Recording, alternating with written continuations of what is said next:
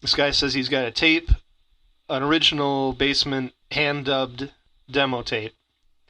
And he says the tracks that are on it are Smoke Crack on the Mic, Passing Out. I think that was just Marshall on that one. Well, yeah, he was naming the Eminem tracks, but he said there's 2 tracks on the tape from you as well.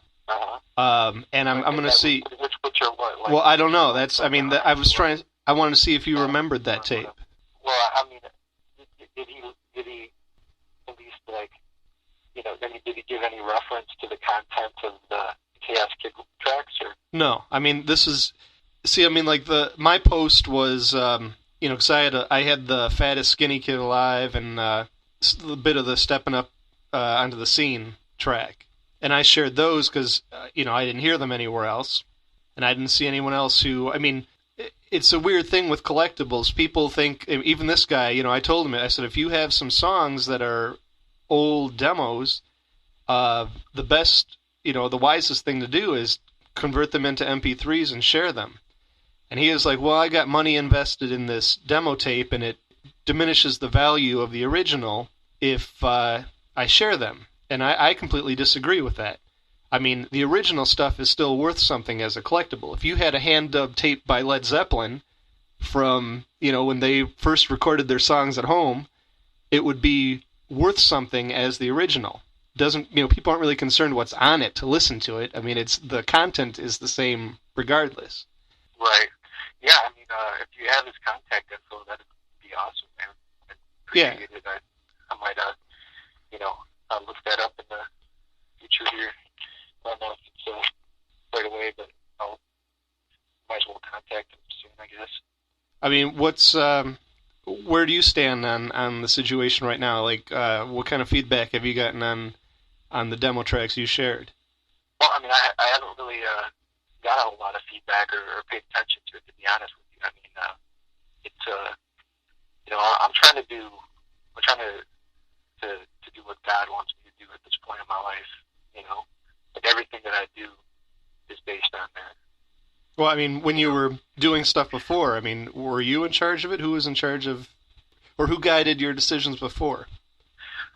Well, I'm just saying that, God reveals things to us at different times in our lives, and sometimes changes the course of our direction, Mm-hmm.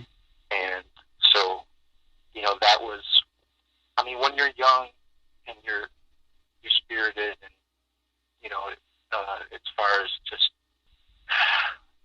I don't know, this is a philosophical sort of question, huh?